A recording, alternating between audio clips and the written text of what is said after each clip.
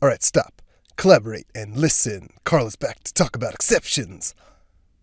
I am so sorry for that. Anyway, this time I'm going to show you the various ways in which you can quickly identify and view any timesheet exceptions for your direct report employees.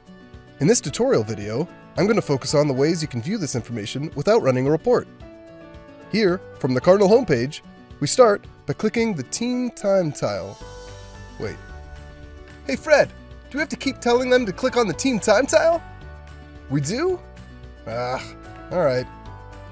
This takes us to the timesheet summary page, and this is actually the first place we can use to identify if any timesheet exceptions exist for a defined date or week of time reporting.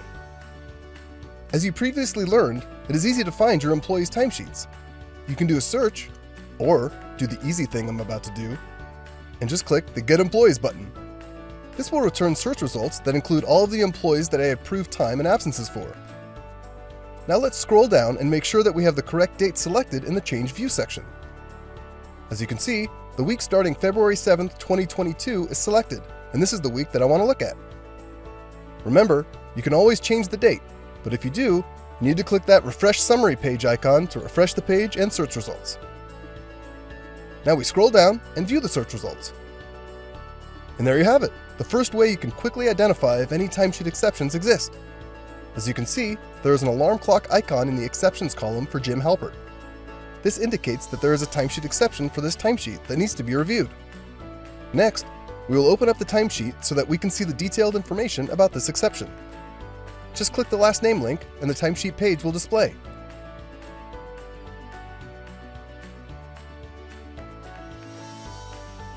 Now let's click the Exceptions tab and then scroll down to see exactly what this timesheet exception is.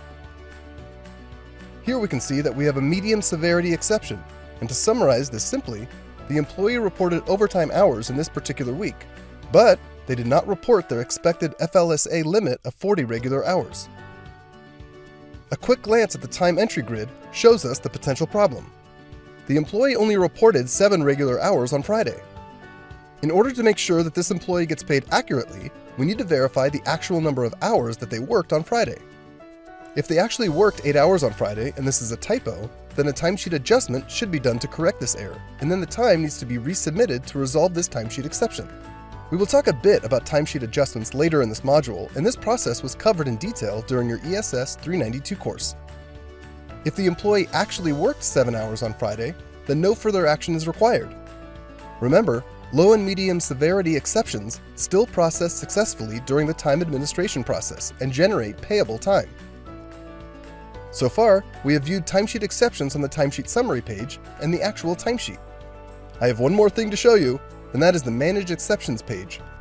You can access this page by clicking the Manage Exceptions list item in the left-hand menu.